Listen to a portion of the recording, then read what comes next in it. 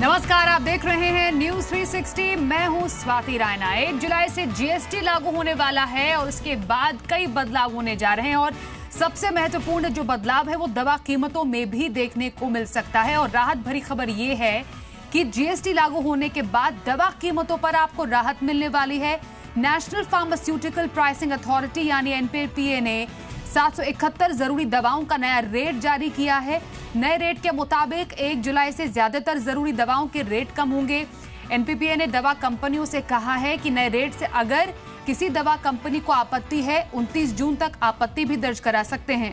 NPPA के rate के मुताबिक 1 जुलाई से कैंसर के इलाज में इस्तेमाल होने वाली ट्रास्टुजिमैब इंजेक्शन करीब 2500 रुपए तक सस्ता हो जाएगा।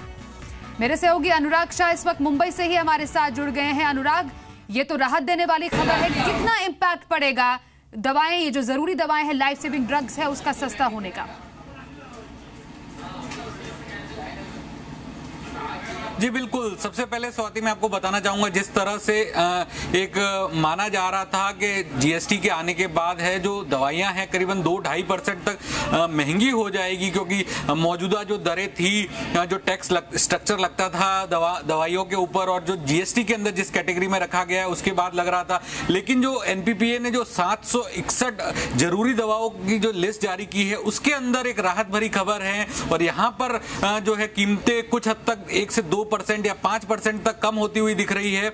और ये चीज, एक बात और एनपीपीए ने साफ साफ कही है कि ये मैक्सिमम सीलिंग होगी दवाइयों की, इन 761 दवाइयों की। अगर मैन्युफैक्चरर चाहता है तो उससे नीचे भी दवाई की कीमत रख सकता है, एमआरपी उससे नीचे रख सकता है, लेकिन ये मैक्सिमम सीलिंग होगी। और ये जो एनपीपीए जो है हर साल दवाइयों का एक बार रिवाइज करता है कीमतों को, और इससे पहले क्योंकि जीएसटी के बाद नई लेबलिंग और नई प्राइसिंग की गुहार लगा रहे थे मैन्युफैक्चरर, तो इससे पहले अप्रैल में भी एनपीपीए ने लिस्ट जारी की थी। और उसके बाद अगर आप देखें तो कैंसर के अंदर जो इस्तेमाल होने वाली दवाई, जैसे आपने बताया कि 2500 रुपए तक कम हो जाएगी। इसके अलावा पैरासीटामोल की अगर मैं बात करूं तो अभी जो पैरासीटामोल की एक टैबलेट की जो कीमत है वो ₹1.74 है, तो बाद में 1 जुलाई से के बाद वो ₹1.67 हो जाएगा। इसी तरह से सोडियम क्लोराइड की अगर हम बात करें 0.09%, तो अभी जो उसकी कीमत है करीबन ₹56.15 है, तो 1 जुलाई से उसकी कीमत ₹53.85 हो जाएगी। इसी तरह से बैक्टीरियल इन्फेक्शन के इंजेक्शन की दवाई की बात करें 1 ग्राम की, तो अभी उसकी जो कीमत है ₹431.83, जो 1 जुलाई से वो ₹414.15। तो कहीं ना कहीं एनपीपीए भी एक मैसेज देना चाहता है कि जीएसटी के बाद जिस तरह से सरकार की भी एक मुहिम है कि लोगों को सस्ती दवा मुहैया कराने का, तो जीएसटी के बाद एक साफ साफ जो राहत मिल रही है मरीजों के लिए कि दवाइयों की कीमत बढ़ नहीं रही है जबकि घट रही है। जी, बहुत शुक्रिया इस पर और जरूरी जानकारी देने के लिए अनुराग आपका। बढ़ते हैं आगे। अब यूरोपियन यूनियन के एंटी ट्रस्ट रेगुलेटर ने आज गूगल पर 2.42 अरब यूरो यानी करीब 17,000 करोड़ का जुर्माना लगाया है। ईयू का आरोप है कि इंटरनेट सर्च इंजन गूगल ने गैर कानूनी ढंग से अपनी शॉपिंग सर्विस को बढ़ावा दिया है। ईयू के मुताबिक दुनिया का सबसे लोकप्रिय इंटरनेट सर्च इंजन को इस एंटी कॉम्पिटिटिव प्रैक्टिस को रोकने के लिए 90 दिन का समय दिया गया था कि वो या तो इस पर रोक लगाए या फिर अपने एवरेज डेली टर्नओवर के 5% के बराबर पेनल्टी का सामना उन्हें करना पड़ेगा। अब इस मामले में अमेरिका की consumer review website Yelp, TripAdvisor, UK की price comparison site Foundem, news corp और लॉबिंग ग्रुप फेयर सर्च जैसी गूगल की राइवल कंपनियों की शिकायत पर ही 7 साल तक चली जांच के बाद आज ये कार्रवाई करते हुए जुर्माना देने का फैसला लिया गया है। और किसी एक कंपनी द्वारा जुर्माना लगाने का ये अब तक का सबसे बड़ा मामला है। आपको बताएं, इससे पहले 2009 में अमेरिका की चिप मेकर 1.06 अरब यूरो का जुर्माना लगाया गया था और इस मामले में गूगल की तरफ से अभी कोई आधिकारिक बयान नहीं आया है।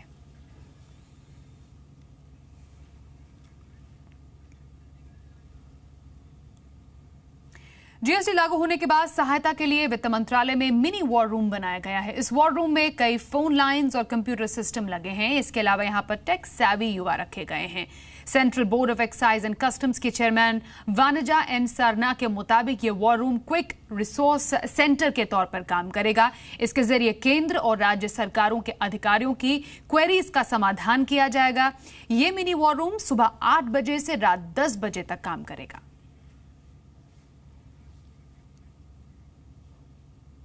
लेकिन जीएसटी के खिलाफ कपड़ा व्यापारियों ने मोर्चा खोल दिया है। कपड़ा व्यापारियों ने आज से 3 दिन के बंद का ऐलान किया है। तो आप दिल्ली और अहमदाबाद में बंद का असर देख सकते हैं। व्यापारियों का कहना है कि कपड़ा एक जरूरी आइटम है, इसे जीएसटी से बाहर रखा जाए। आपको बताएं, कपड़े पर 5% जीएसटी लगेगा 1 जुलाई से।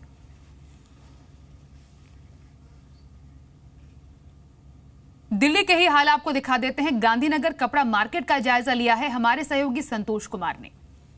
1 जुलाई से जीएसटी रोल आउट हो रहा है। ऐसा माना जा रहा है कि देश में ये दूसरी आज़ादी है और इसको लेकर जश्न मनाने की तैयारी भी शुरू हो गई है। लेकिन उससे पहले दिल्ली में इस वक्त मैं अशोक गली, जो कि गांधीनगर में पड़ता है, गारमेंट मार्केट माना जाता है और ये एशिया की सबसे बड़ी मार्केट के रूप में भी अपने आप को इसकी पहचान है। लेकिन यहाँ पर लोगों की आपने दुकानें देखें तो शटर बंद हैं। इन लोगों की मांग है कि जीएसटी में जिस तरह से कपड़े के ऊपर जो स्लैब रखा गया है वो टैक्स नहीं होना चाहिए था, क्योंकि कपड़ा एसेंशियल आइटम्स के अंदर आता है और इसीलिए इससे टैक्स स्लैब से दूर रखा जाना चाहिए। हमारे साथ गारमेंट एसोसिएशन के प्रेसिडेंट हैं मिस्टर के बाली। सर, आपसे जानना चाहेंगे कि आप लोगों ने ये गारमेंट एसोसिएशन की तरफ से भी बंद है क्या? देखिए, देश के इतिहास में पहली बार कपड़े के ऊपर 5% जीएसटी लगाया गया है। कपड़ा एक आम आदमी की ज़रूरत है। जिस तरीके से ज़ीरो टैक्स में हमने आटा, दाल, चावल, राशन रखा है, उतना ही महत्व कपड़े का है। हमारी ये मांग है कि कपड़े के ऊपर जो 5% जीएसटी लगाया गया है इसको वापस लिया जाए। देश की सभी कपड़ा प्रमुख मंडियां उन्होंने 3 दिन के लिए बंद का कॉल किया है। रेडीमेड गारमेंट की जितनी भी संस्थाएं हैं दिल्ली की, उन्होंने फैसला लिया है कि हम लोग 1 दिन कपड़ा के समर्थन में बंद रखेंगे। तो हमारी यही मांग है कि जो कपड़े के ऊपर जीएसटी लगाया है 5%, उसको जल्द से जल्द वापस लिया जाए। कपड़े में जो 5% का जीएसटी लगाया है इसको वापस लिया जाना चाहिए, क्योंकि कपड़ा एक एसेंशियल आइटम के अंदर आता है। अब देखना है सरकार इन लोगों की मांग को कैसे लेती है। कैमरा पर्सन धीरेन्द्र के साथ संतोष कुमार, जी मीडिया, दिल्ली। चलिए अब आपको बताते हैं कैसा रहा शेयर मार्केट का हाल। बाजार में आज जोरदार गिरावट दिखी। इंट्राडे में निफ्टी ने 9,500 का स्तर तोड़ा, वहीं सेंसेक्स भी 30,800 के स्तर के नीचे फिसल गया था। कारोबारी सत्र के आखिरी घंटे में बाजार में थोड़ी रिकवरी दिखी। निफ्टी 9,500 के स्तर के ऊपर बंद होने में कामयाब रहा, जबकि सेंसेक्स 31,000 के नीचे बंद हुआ। मिड कैप और स्मॉल कैप इंडेक्स में करीब 1.25% से ज्यादा की गिरावट देखी गई है और कारोबार खत्म होने पर सेंसेक्स 180 अंक गिरकर 30,958 के स्तर पर बंद हुआ। निफ्टी 64 अंकों की गिरावट के साथ 9,511 के स्तर पर बंद हुआ। कुछ शेयर्स की बात करें, bank, capital goods, auto, IT शेयरों में सबसे ज्यादा गिरावट थी। वहीं कारोबारी सत्र के आखिरी घंटे में तेल, गैस और कंज्यूमर ड्यूरेबल शेयरों में थोड़ी रिकवरी आज दिखी। And wants to take on risk, and I think that is out of place. तो हमारा यहाँ से व्यू है 9,000 and below by before 31st July should be on the cards. Notwithstanding कि ये एक एक्सपायरी है जो परसों है, वहाँ पे आपको दोनों साइड मार्केट मूवमेंट दिख सकता है। With this GST, ये आपके 50% hair cut and some of the farm loan waivers, all these are negative in the short term. सरकार इंपोर्ट होने वाले मोबाइल फोन्स पर 10% कस्टम ड्यूटी लगाने पर विचार कर रही है। दरअसल वित्त मंत्रालय घरेलू मैन्युफैक्चरिंग सेक्टर को प्रमोट करने के लिए इस हफ्ते 10% ड्यूटी लगाने का नोटिफिकेशन जारी कर सकता है। आईएमसी यानी इंटर मिनिस्टरियल कमेटी ने मोबाइल इंपोर्ट पर 10 से 15% इंपोर्ट ड्यूटी लगाने की सिफारिश की थी। फिलहाल घरेलू निर्माताओं को मिलता है 13% का ड्यूटी डिफरेंशियल का फायदा। अब करीब 72 कंपनियां देश में मोबाइल मैन्युफैक्चरिंग करती हैं और सरकार मेक इन इंडिया के तहत घरेलू मैन्युफैक्चरिंग को प्रमोट करने के मकसद से ही ये कदम उठाने पर विचार कर रही है। कई बड़ी कंपनियां जिनमें एप्पल, शाओमी, सैमसंग शामिल है, इनका भारत में प्लांट है। एक और जरूरी खबर, आधार पर सरकार को बड़ी राहत मिली है। सुप्रीम कोर्ट ने सोशल वेलफेयर से जुड़ी स्कीम्स का फायदा लेने के लिए आधार कार्ड को जरूरी करने वाली केंद्र सरकार के नोटिफिकेशन पर रोक लगाने से इंकार कर दिया है। सुनवाई के दौरान केंद्र सरकार ने सुप्रीम कोर्ट को बताया कि सोशल वेलफेयर स्कीम्स का फायदा ले रहे जिन लोगों के पास आधार कार्ड नहीं है, उनके लिए आधार कार्ड बनवाने की समय सीमा 30 जून से बढ़ाकर 30 सितंबर तक कर दी गई है। सुप्रीम कोर्ट ने अपने 9 जून के फैसले का हवाला देते हुए कहा कि इस मामले में इससे ज्यादा सुनवाई की जरूरत नहीं है। कोर्ट ने मामले की अब अगली सुनवाई की तारीख 7 जुलाई तय की है। आधार के नोटिफिकेशन पर रोक लगाने के लिए national commission for protection of children rights यानी NCPCR ने कोर्ट में एक याचिका दाखिल की थी।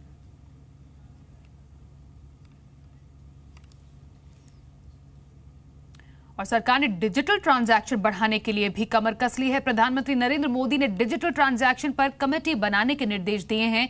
ये कमेटी डिजिटल ट्रांजैक्शंस बढ़ाने के उपाय सुझाएगी, साथ ही इसके लिए रोड मैप भी तैयार किया जाएगा।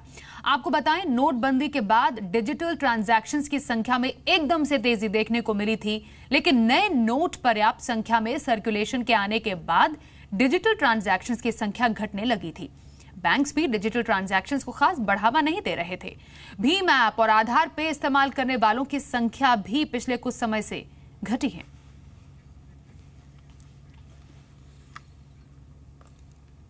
बुलेटिन में एक छोटे से ब्रेक के लिए यहां पर रुकेंगे, कुछ और अहम खबरों पर नजर डालेंगे न्यूज 360 में। आप बने रहिए हमारे साथ, लौटते हैं।